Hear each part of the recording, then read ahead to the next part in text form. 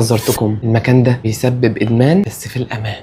يا ترى ليكم في التوباكو؟ الفيديو ده لكل محبين البرفيومز اللي جواها توباكو. النهارده هرشح لكم 3 برفيوم ريحتهم توباكو شتوي بس ينفعوا في الصيف. سترونجر ويز يو توباكو فانيليا من توم فورد، مانسيرا ريد توباكو او التبغ مفهوم ان هو في الشتاء اكتر بيبقى احلى، بس هو ممكن يتحط في الصيف على بالليل كده هتكون الدنيا رايقه وريحته حلوه موت.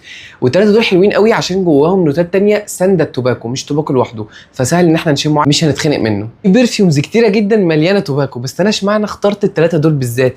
الثلاثه برفيومز دول جواهم اول 5 نوت موجودين في الثلاثه برفيومز دول مشتركين مع بعض، زي السبايسز السخنه، التوباكو، العنبر، الفانيليا، السويتنس. نبدا باول واحده وهي سترونجر ويز يو توباكو. لو هنرشح حاجه للصيف، البرفيوم ده فيه توباكو بس التوباكو بتاعه عسل كده، اي حد ممكن يحطه هتحبوه عادي، مش هتبقوا مخنوقين منه. كمان التوباكو في الميدل نوتس بتاعت البرفيوم، ففي النص كده لما بيهدى خالص بتثبت على ايدك كده ريحه عنبر هاديه مع فانيليا مع سنه خشب، فبيكون البرفيوم بجد في الجون. تاني برفيوم وده اللي برشحه بقوه التوم فورد توباكو فانيليا. ده بقى اللي هيحكمك فيه ما بين اليو سترونجر ويز يو والتوم فورد فرق السعر، بس التوباكو فانيليا فيها كاكاو فمديه احساس الشوكولاته اكتر والشوجري اكتر في التوباكو فانيليا، بس احلى بكتير من سترونجر ويز يو.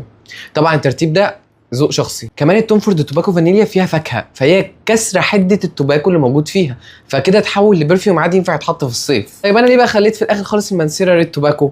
لان عشان تحب المانسيرا ريد توباكو لازم تحب العود، لان فيها نوتة عود، واللي مش بيحب العود مش هيحب يحطها.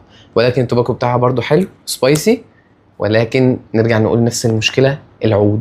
لو بتحب العود بتحب التوباكو يبقى المانسيرا ريد توباكو، وكمان ده في انتنس ريد توباكو من مانسيرا. الفيديو ده كان مولع. طبعا حابب اقول لكم ان الثلاثه برفيومز موجودين في كل الفروع بتاعت فتح الله برفيومز، عناوين هتلاقوها فوق في البوست. نستناكم، وعاملين عروض وخصومات بتوصل ل 20% حسب نوع البراند اللي بتاخدوه.